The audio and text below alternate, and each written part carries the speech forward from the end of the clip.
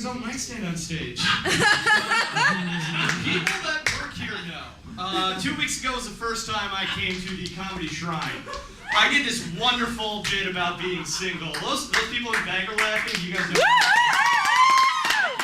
It was hilarious. They'll fill you in on it. And when I was there, I got a little excited. I knocked the thing over and I broke the mic stand on my very first night at the Comedy Shrine. Here's a reenactment. All right, thank you very much. Holy, I can't get that right. Jesus. It's gone wrong 2 for 2. I'm never going to be invited back to the place that looks like the inside of Andy Kaufman's brain. All right, well, anyways, like I said, I did something about being single. Hate to disappoint, I'm not.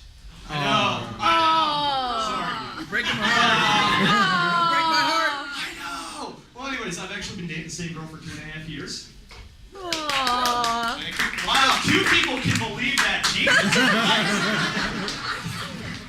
Oh, yeah, but anyways, she's actually really, really hot, believe it or not. I have no idea how the hell that happened. Oh, no, wait, I do. 1 beer gets her wasted. People ask me, like, 2.5 years, Matt, you thinking about marrying her? No, because eventually she's going to sober up. So, and one thing that also helps her putting up with me is, she's a grad student, she lives 200 miles away, and we get to see her once a month.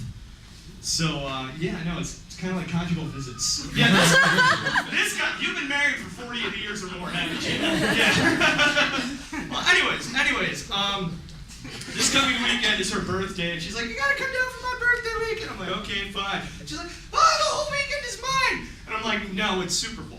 So, I'm sorry, this thing's bigger than Christmas and Easter put together, okay? So, the other day I was watching some more football, and, I've got a mentality, maturity level of a 13-year-old kid. So I heard the announcer yell, he nailed it right between the uprights. And I went, So with my ADD brain, I started thinking to myself, like, what if they had announcers to announce a porn?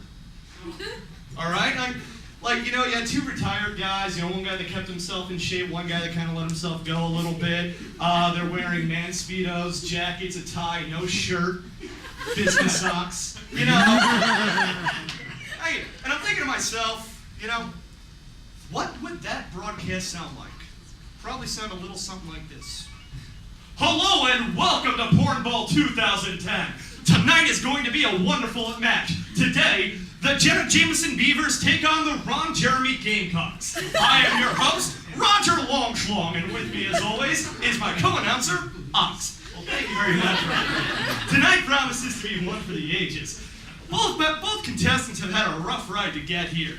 Jenna Jameson has seen much stiff competition on the road to the Super Bowl, and Ron Jeremy is known for plowing through his opponents and leaving everything on the field. And now it's time to start today's game. Here comes a coin toss. Heads, which mean Ron's get tails. Jenna has chosen to receive. You see, that's part of the genius of her strategy. She lets us start on the bottom. Gives her opponent a false sense of security. Then, at the opportune moment, she likes to flip things around and finishes him off. And now here comes the first match of the game. It's a dive! What a perfect way to start off the match! Right you are, Roger. By going up the middle and hitting the sweet spot, he can really get a feel for the defense and see how it responds to his moves. Ron Jeremy is standing straight up at attention, surveying the opposition. It's a fake! Ron fakes another run and puts up a long one. He really drilled her there. You're right you are, Roger. He really penetrated her cover 2 defense. She did not see that coming. Right now, Ron is exactly where he wants to be. I wouldn't be surprised if I see some trick plays coming from his part. And Ron is still running with it. Oh, and he loses his helmet! Oh, but he runs out of bounds. Very smart move on that one. One false maneuver, he could have been paying for that mistake 9 months from now. And now the next play, it's a sweep. No, wait, a reverse. Ron turns the corner and puts it right in the mud on this one. That's right. Ron Jeremy is known as someone who isn't afraid to play a little dirty when the cards are on the table. But he might want to watch it. Otherwise, he'll see some aggression from Jenna Jameson. Oh, you're right. Here comes her attack. Oh my God, she really jacked him up there. Look at that sack. Ron is stunned. He's on his back. He's helpless to defend himself. Oh, look, it might be the end of Ron Jeremy. Oh, I wouldn't be so sure about that, Roger. What do you mean, Ox? Well, you can't be in this business long enough without making a few trusted allies.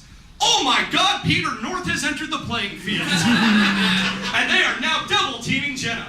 Oh, but that girl is a real trooper. She's dropping to her knees and taking the full force head-on. Atta girl.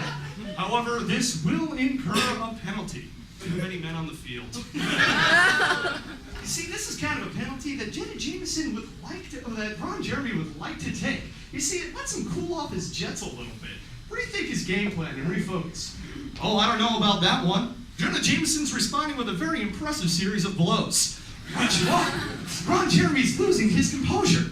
He could be finishing up in 3, 2, 1. Oh, intentional face masking. Oh, she is not happy about this one, Ox. Yeah, you can see it in her eyes. Well, that's the end of the match. Ron Jeremy has ejected early and is disqualified. Thank you all for joining us today at Porn Bowl Triple X. We hope to see you next year as my